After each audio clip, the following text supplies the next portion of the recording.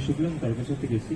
তো আমার স্যার দুটো কোয়েশ্চেন ছিল, মানে বিভিন্ন রকম সাবজেক্টগুলোর মাঝখানে কোরিলেশনটা কি করে একটা মানে তৈরি করব, একটা এটা ছিল। আর আরেকটা হচ্ছে প্রথম কোশ্চেন এটাই আপাতত মাথায় আছে। আর আরেকটা হচ্ছে যে মানে মানে ডাব্লিউবিসিএস এর এই আমরা অনেকগুলো সাবজেক্টগুলো শিখছি, এটা হয়ে যাওয়ার পর বা জবটা পাওয়ার পর এগুলো মানে কিভাবে আমাদের মানে ফিল্ডে কিভাবে মানে অ্যাপ্লিকেবল হচ্ছে। আমি একটু কোরিলেশনটা আগে বলিনি, খুব ভালো ইয়ে করলো। তবে এটা ভালো লাগছে দেখে, কেউ একজন বললো চাকদা থেকে এসছে, তারকেশ্বর থেকে এসছো, সো উই আর রিয়েলি মানে কি বলবো ফরচুনেট যে তোমরা এত দূর দূর থেকে এখানে এসছো। কোরিলেশনটা কিরকম, আমি একটা কোশ্চেন আগে বলি কিরকম হয়েছিল। সেটা হচ্ছে কোনো এক সালে পেপার আসলে হিস্ট্রি পেপার, হিস্ট্রিতে কোশ্চেন আসলো Indus valley civilization. Indus valley civilization সিন্ধু সভ্যতা যে আছে তার টাউন প্ল্যানিং, কিন্তু কোশ্চেনটা এটা ছিল না যে সেখানকার টাউন প্ল্যানিং কিরকম। কোশ্চেনটা এটা ছিল যে সিন্ধু সভ্যতার যে টাউন প্ল্যানিং আছে সেইটাকে বর্তমান মানে পরিপ্রেক্ষিতে সেটাকে আমরা কিভাবে ইউজ করতে পারি, দ্যাট ওয়াজ দ্য কোশ্চেন। ঠিক, তো আমরা যত পড়াশোনা করবো এইটা প্রথম দিকে কি হয়, আমি যখন পড়ি একটা হিস্ট্রি পড়লাম, আমার মনে এটা শুধু হিস্ট্রি কোশ্চেন। আমি যখন কনস্টিটিউশন পড়লাম, আমার মনে এটা কনস্টিটিউশন কোশ্চেন। আচ্ছা, আমাদের এমএলএ সাহেব আছেন 265, উনি হচ্ছেন ইংলিশের টিচার। তো মাস্টারকে বলো আপনি যদি একটু বলে দিতে পারেন, আপনি বলুন। আপনার অনেক দেখো ভাই বোনেরা, তোমরা যারা রয়েছো, বড় হওয়ার একটা তো স্বপ্ন থাকবেই, এর কোনো বেসিক ফর্মুলা নেই। আমাদের বিডিও সাহেবরা যেগুলো বললেন, ওনারা ওই স্টেজগুলো পেরিয়েছে। আমি 1976-এ ডাব্লিউবিসিএস প্রিলিতে বসেছিলাম, কিন্তু আমার ম্যাথমেটিক্সটা সে ধরনের আমি তৈরি ছিলাম না। আর হঠাৎ ওই আমরা যেটা বললেন যে একটা স্টেজ এলো, মনে হলো যে বসে যাবে, তারপর কোনো প্রিপারেশন নেই। তা এ করলে হবে না, লেগে থাকলে ফল থাকবেই, কোনো ভয় খাওয়ার বা আতঙ্কর কোনো ব্যাপার নেই। এগিয়ে যাও, সবাই সফল হবে, এইটুকু বলতে পারি। এবং এনারা যারা এইসব প্রচেষ্টা নিয়েছেন, আমরা কৃতজ্ঞতা জানাচ্ছি। খুব ভালো উদ্যোগ, তোমাদের অনেক প্রশ্নের উত্তর তোমরা পেয়ে যাবে। সকলে ভালো থাকো, নমস্কার। হ্যালো। আচ্ছা আচ্ছা, ইংলিশটা নিয়ে আমি শর্ট করে একটু বলছি। প্রথমত যেটা তুমি করবে, সবাইকে বলছি, সবাই না একটু ইংলিশ পেপার, নিউজ পেপার পড়ে একটু লেখার প্র্যাকটিস করো। মানে আমি অন্য ইংলিশের নিউজ টিউজ বলছি না, তুমি এই এক সপ্তাহে কি করলে সেইটা আমরা একটু এক সপ্তাহ পর একটা উইকেন্ডে একটু লেখার প্র্যাকটিস করো। তাহলে কি হবে, আমাদের চিন্তা ভাবনাটা হবে। আমাদের মেন যেটা হয়, আমরা বাংলায় চিন্তা করি, দিয়ে ইংলিশে লেখার চেষ্টা করি। মনে রাখতে বিসিএস এ বলছে আইসেট করে সঠিক অপশনটা চুজ করতে। এখানে প্রবলেমটা কিরকম হয়, তুমি যখন পরীক্ষা দিতে যাও, একটা তো নার্ভাসনেস থাকেই, একটা মানে সবসময় একটা মেন্টাল প্রেশার থাকে। তো তার মধ্যে দেখবে উত্তর কোশ্চেন দেখে মনে হয় যে এটাও সত্যি এটাও সত্যি, ঠিক এইখানে না পারমুটেশন কম্বিনেশনটা মিস হয়ে যায়। ধরো এটা সত্যি, যেই আমি ওটা চুজ করে দিলাম, আগে তো একটা নেগেটিভ খেয়ে গেলাম। ঠিক আছে, এইটা বুঝতে না একটু সময় দিতে হবে, কেন কি প্রিলিটা রিয়েলি টাফ। তোমাকে একটু ওয়াইড রেঞ্জ অফ অ্যাক্টিভিটি লাগবে, ধৈর্য ধরো। প্রথম যেটা পড়াশোনা করো, যে স্পিরিটটা নিয়ে যেটা নিয়ে আছো, স্পিরিটটা একদম বজায় রাখো। কতটা তোমার নিজেকে বেশি ইভ্যালুয়েশন করতে যেও না, ঠিক আছে? ইভ্যালুয়েশন করতে যাওয়াটা খুব খারাপ, নিজের কাছে নিজে ছোট হয়ে যাবে, স্পিরিটটা নষ্ট হয়ে যাবে। তোমার কাজ হচ্ছে পড়াশোনা করার, পড়াশোনা করো। তোমাকে আজকে ধরো কনস্টিটিউশনের ধারা, আর্টিকেল বলো, অ্যামেন্ডমেন্ট বলো, কতগুলো মুখস্থ করতে, 500-600। ইতিহাসের সাল মুখস্থ করতে হয় 2-2,500। সম্ভব কোনো মানুষের পক্ষে মনে রাখা? একদমই সম্ভব না। যা যাচ্ছ কেন মনে রাখতে? তোমার কাজ পড়ে যাওয়া, বারবার সেটাকে রিভাইজ করা। তুমি শুধু ওটুকু পড়ে যাও, তুমি নিজেকে ইভ্যালুয়েট করো না। প্রথম বছর দিয়েছো, তুমি যদি 90-র কাছাকাছি মার্কস পেয়ে যাও, আমার মনে হচ্ছে তোমার প্রিপারেশন, দাদা যেটা বলবো, একদম ঠিক লাইনে আছে। আর 2 দিন চলে যাক, তুমি পেয়ে যাবে, ঠিক। এরপরে তোমার অপশনাল নিয়ে যেটা বলছিলে, আমার একটা অপশনাল ছিল ইকোনমিক্স। তার স্টোরিটা হচ্ছে এরকম, হিস্ট্রি অপশনাল নেওয়ার জন্য যারা যারা নেয়, তাদের জন্য 6টা সেন্টার ভাড়া করতে হয়। আর ইকোনমিক্স অপশনাল পেপার আমার সাথে দিয়েছিল মোট 6 জন। আমি যাকে যাকে জিজ্ঞেস করেছিলাম যে ইকোনমিক্স নেব, প্রত্যেকে আমাকে ডিসকারেজ করেছিল, কিন্তু পড়ছো না। বা তুমি সকালে উঠে দাঁত মাজছো কি তুমি একটা অন্য অন্য কিছু ভাবছো, কি তোমার চোখের সামনে কিন্তু চার্ট পেপারে ওই আর্টিকেল গুলো কি অ্যামেন্ডমেন্টস গুলো ঘুরে বেড়াচ্ছে।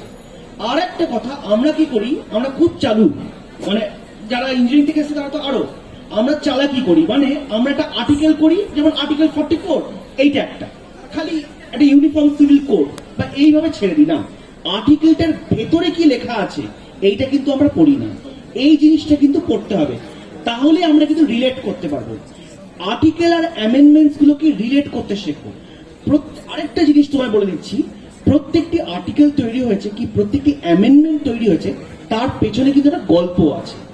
যতটা পারো গল্প ছলে, এইটা তোমার জিওগ্রাফির জন্য, হিস্ট্রির জন্য, যতটা পারো গল্পের ছলে পড়ার চেষ্টা করো। আমি একটা খুব ইন্টারেস্টিং ঘটনা শেয়ার করছি। আমি পড়ছিলাম, মানে পড়তে বসছিলাম, মানে আমরাও তো engineering background, science, history, geography অনেকদিন ছাড়ি, মানে অনেকদিন পরে পড়েছি। এবার আমি পড়ছি, এবার পড়ে কোয়েশ্চেন গুলো ধরছি, দিয়ে আমি জিওগ্রাফি কোয়েশ্চেন যাই পড়ছি বা যাই করার চেষ্টা করছি, মুখে মুখে বলছি, দেখি আমার মা ঝট করে উত্তর দিয়ে দিচ্ছে। আমি অবাক যে আমার মা তো কখনো বিসিএস এর জন্য প্রিপেয়ার করেনি, তাহলে কি করে পারছে? তো প্রত্যেকটা কোয়েশ্চেন মা পেরে যাচ্ছে। পারছে কেন? পরে বুঝতে পারলাম মার খুব, মানে খুব ভ্রমণের শখ আছে, মানে খুব ঘুরে বেড়াতে ভালোবাসে। মা ভ্রমণ সঙ্গী পড়েছে, মা ওই সাপ্তাহিক যে ভ্রমণ যেগুলো বেরোয় সেইগুলো পড়েছে। এই যে গল্পের ছলে পড়াটা সঙ্গে সঙ্গে বলে দিচ্ছে যে ও জিম করবেট থেকে রামগঙ্গা বয়ে যায়, এ বাবা তুই এটা জানিস না? আমি জানি না, কিন্তু অথচ ইউপিএসসি তে কোয়েশ্চেন এসছে একদম যে কোনো। ওই জন্য বলছি সাবজেক্ট গুলোকে যতটা পারো, মানে আমরা তো বইটা পড়বোই, আমরা কৃষ্ণ রেড্ডি পড়বো, আমরা মাজিদ হোসেন পড়বো, আমরা লক্ষ্মীকান্ত পড়বো, তার বাইরে গিয়েও ওই পাঠ্যপুস্তকের বাইরে গিয়েও একটা হবি হিসেবে তুমি যদি এই জিনিসগুলো পড়তে পারো, দেখবে পড়াটা চোখের সামনে ভাসবে। যত ভিজুয়ালাইজ করতে পারবে তত কিন্তু তোমার সাবজেক্টের মানে প্রতি ভালোবাসাটা বাড়বে। আর ইংলিশটাও কিন্তু ওরকম, ইংলিশটা যে আমাকে ইংলিশ পড়তে হবে বা ওই যে অভিরূপ দা বলে দিয়েছে বা অভিরূপ স্যার বলে দিয়েছে এরকম একটা কোটেশন দিয়ে লিখতে হবে, একদম না। তুমি একটা এসে অনেক রকম করে শুরু করতে পারো, তুমি একটা মজার গল্প দিয়ে শুরু করতে পারো, তুমি কোটেশন দিয়ে শুরু করতে পারো, তুমি হিস্টোরিক্যাল ব্যাকগ্রাউন্ড দিয়ে শুরু করতে পারো। তোমার যেটা পছন্দ সেইভাবে শুরু করবে, এবং সেটার জন্য একটু ভালো বই পড়া, একটু ভালো নিউজ পেপার পড়া। কি আমি এই যে তোমরা এখানে সেমিনার করেছো, সেমিনারে এসছো, তোমাদের যে এক্সপিরিয়েন্সটা এইটা তুমি যদি দিনের শেষে গিয়ে একটু লিখতে পারো, তাহলে দেখবে একদিনে হবে না, কিন্তু 1 মাস 2 মাস পর এই লেখার এই ধরনটা তোমাদের পাল্টাবে। আচ্ছা, আমরা একদম শেষ সময়ে চলে এসেছি, হার্ডলি আমাদের কাছে 5 মিনিট আছে। তো যারা যারা প্রশ্ন করতে চেয়েছে প্রশ্নগুলো করো না, আমরা একসঙ্গে তখন কিছু বলে দেবো। হ্যাঁ, খুব তাড়াতাড়ি, শর্টে, একদম তাড়াতাড়ি। হ্যালো স্যার, আমার নাম অমিয় সরকার স্যার। আমি কোশ্চেনটা করছি স্যার, আমাদের যেহেতু বেশিরভাগ হচ্ছে এমসিকিউ টাইপ আছে, তো আমরা কি শুধু বইটাকে থরলি পড়ে যাব, না আমরা হচ্ছে এর জন্য নোটস মেকিং করবো? তো যেহেতু একটা সময় পরে অত মোটা মোটা বই, যেহেতু ঠিক, সময় ঠিক, পড়া। ক্লিয়ার। আরেকটা পরে বলে না, আমরা একবার উত্তর দেবো। স্যার আমি একটা জবের সাথে রিলেটেড আর কি, মানে একটু হেক্টিক শিডিউল আছে, তো সেক্ষেত্রে প্রিপারেশনটা কিভাবে করবো? বলে দে। আর স্যার আমার নাম শ্রবণ রায়, আমি এই শুরু করেছি প্রিপারেশন 2-3 মাস হলো। আমি টাইম ম্যানেজমেন্ট একদম করতে পারছি না। আর কি? স্যার বলছি রিজনিং এ আমি খুবই উইক, মানে কিভাবে কি প্র্যাকটিস করব, কোন বইটা ভালো হবে একটু সাজেস্ট করবেন। মঞ্চ উপবিষ্ট সমস্ত গুরুজনকে আমার প্রণাম। আমি বিক্রম সরকার। আমার একটা কোয়েশ্চেন আছে। জেনারেলি আমরা দেখি অনেকে জব ড্রপ করে, লাইক আমি ইঞ্জিনিয়ারিং ব্যাকগ্রাউন্ড থেকে আছি, 2 বছর হলো জব করছি। তো আমার অনেক ক্লোজ ফ্রেন্ডও রয়েছে যারা জব ড্রপ করে দিয়েছে অলরেডি এবং প্রিপারেশন নিচ্ছে ইউপিএসসির জন্য। তো আমার কাছে এই একটা কোয়েশ্চেন অনেক দিন ধরে ঘোরাফেরা করছে যে এটা কতটা জাস্টিফাইড, মানে টাইম ম্যানেজমেন্ট কি করে করবো, আর জব ড্রপটা কি খুবই দরকার মানে প্রিপারেশনের জন্য? স্যার আমার নাম Soumyakanti Ghosh. Good evening sir. তো আমার প্রশ্ন সেম, আমিও একটা গভর্নমেন্ট অর্গানাইজেশনের সাথে যুক্ত। স্যার টাইম ম্যানেজমেন্ট একদম হয়ে ওঠে না ঠিক, মানে কি ভাবছি পড়বো, কিন্তু আলটিমেট দিনের শেষে এসে ক্লান্তিটা কোথাও যেন এসে আমাদেরকে বাধা দিয়ে দিচ্ছে।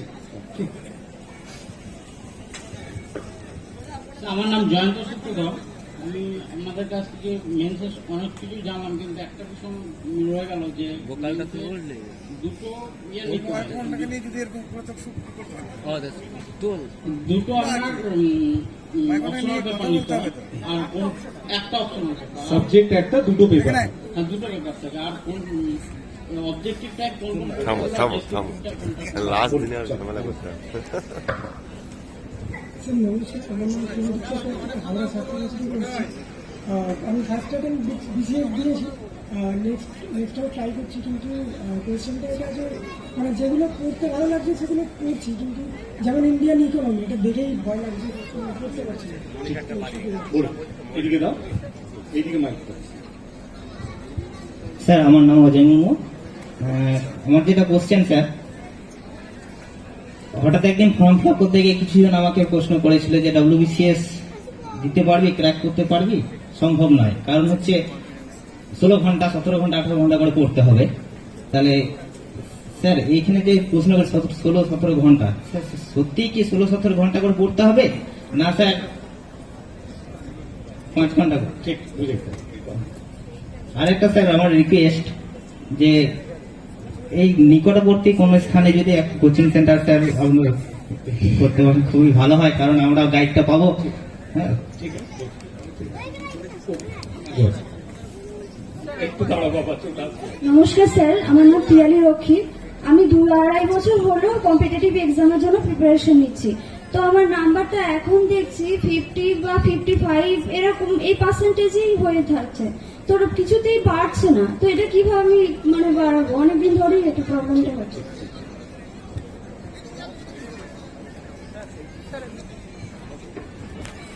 হ্যাঁ স্যার, আমার মেনলি প্রবলেমটা হচ্ছে একটা পেপারকে নিয়ে। আমি অ্যাজ এ সায়েন্স ব্যাকগ্রাউন্ডের স্টুডেন্ট এটা বুঝেছি, GS4 যে সায়েন্স পেপারটা থাকে সেখান থেকে এমন কিছু কোশ্চেন দেয় যেগুলো মানে অ্যাজ এ সায়েন্সের স্টুডেন্টও আমি অ্যাপ্রোচ করতে পারি না, মানে লটস অফ পেপার সেখানে দেওয়া থাকে। সো স্যার সেই জিনিসটাকে কি করে অ্যাপ্রোচ করতে? আর স্যার মেন একটা প্রবলেম স্যার ইকোনমিক্স এর পেপারটা আছে, মানে যেখানে এখন স্ট্যাটিক ডাটার থেকে ডাইনামিক ডাটাটা বেশি ব্যবহার করা হচ্ছে, সেক্ষেত্রে ইকোনমিক্সটা স্টার্ট কিভাবে করবো? আমি আপনার পেপারটা স্টার্টই করিনি। এইগুলো স্যার কোশ্চেন। আগে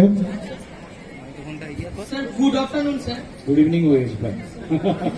স্যার মানে আমি ডেসক্রিপটিভটা মানে আরো ভালো করে কি করে করবো এটা জানতে চাইছিলাম, আর স্পেশালি অভিরূপ স্যারকে রিকোয়েস্ট করবো যে আপনি যেমন নিতিন সিংহানিয়াতে যেমন সিলেবাস অনুযায়ী বলে দিয়েছেন, ওটা যদি কোয়ালিটিটা যদি বলে দিতেন, মানে লক্ষ্মীকান্তটা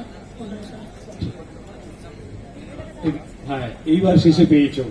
স্যার আমি অনেক ধরে বলবো বলে আপনাদের কাছে এই করছি। গুড। স্যার অভিরূপ স্যারকে দেখে আমি মানে অনেকদিন মানে ফেসবুকে অনেক জায়গায় সোশ্যাল মিডিয়াতে দেখি আছে, প্রথম থেকে আপনাদেরকে সবাইকে দেখে খুব ভালো লাগছে। আমি স্যার অনেক দূর থেকে আসছি, হুগলির একদম হাজিপুর গ্রাম, যেখানে আমরা একদম পান্টুয়া এরিয়া হয়ে যাচ্ছে, আর এই জায়গা থেকে আমি আজ দূর আসছি। Thank you, thank you. Bardhaman ইউনিভার্সিটিতে MA করেছি, আজকে আর বাড়ি যেতে ফিরতে পারবো না, হোস্টেলে গিয়ে থাকতে হবে।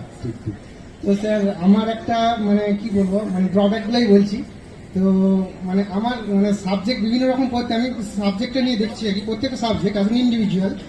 তো আমার মানে একটা ড্রিম রয়েছে একটা বই কিনা, আমার কোনো বইটাই অ্যাকচুয়ালি কমপ্লিট মনে হয় না। হ্যাঁ, তো এইটাকে আমার ফ্রেন্ডরাও ক্রিটিসাইজ করেছে খুব আমাকে, যে তুই একটা বই কি ভালো করে রিপিটেশন করে পড় বা এরকম ভাবে কর, সেটাকেই ভালো করে রিপিট করলে সেটা একটা হবে। কিন্তু আমি স্যার কোনোতেই মানে কিছুতেই স্যাটিসফাইড নয় অ্যাকচুয়ালি। তো অনেক রকম বই কিনি, তো এইটা স্যার একটুখানি মানে জানতে চাইবো আপনার কাছে যে আপনারাও কি অনেক বই মানে কিনতেন, মানে নাকি একটা হোলকে এন্টায়ারলি হোল হার্টেডলি ফলো করতেন এইরকম? এটা 1 নম্বর।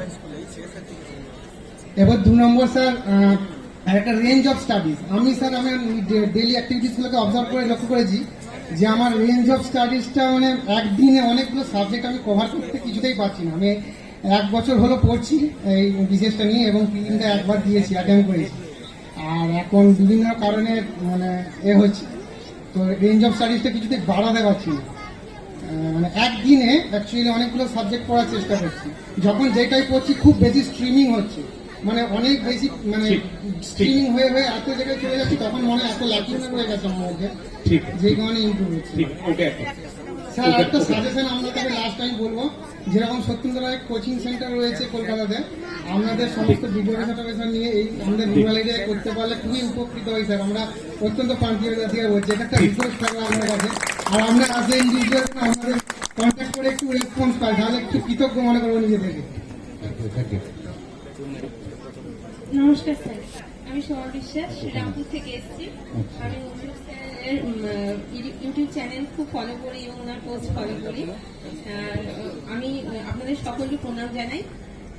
আমি 3-4 বছর হচ্ছে বিসিএস পড়া স্টার্ট করেছি। তার আগে আমি লেখালেখি নিয়ে ব্যস্ত ছিলাম, আমি একজন লেখিকা এবং একটি পত্রিকাও সম্পাদনা করি। ঠিক, অন্যদেরকে চেঞ্জ করা তোমার কিন্তু তোমার রেসপন্সিবিলিটি নয়, তুমি করতেও পারবে না। তুমি নিজেকে চেঞ্জ করে নাও, সেইগুলোকে ঠিক এগিয়ে যেতে পারবে। এইটা সেকেন্ড জিনিস হলো যে এমসিকিউ রিলেটেড আর জব রিলেটেড যে কাজ বলছিলে, কতটা পড়তে হবে, 17 ঘন্টা 18 ঘন্টা যে দেখা। তো আমরা যারা এখানে বসে আছি তার মধ্যে অনেকেই কিন্তু জব করতে করতে বা জব করে তারপরে আলাদা একটা কিছু সময় নিয়ে পরীক্ষাতে দিয়ে এটা পাস করে এসেছে। ঠিক, তো জব করাটা কিন্তু কোনো প্রবলেম নেই, কিন্তু মাথায় রাখতে হবে আমি জব করতে গিয়ে আমার এই পরীক্ষাটার জন্য যথেষ্ট ফোকাসড হতে পারছি কিনা। প্রথম, যদি আমি ফোকাসড হতে পারি তবে আমি আমার জবটা নিয়েও করতে পারি।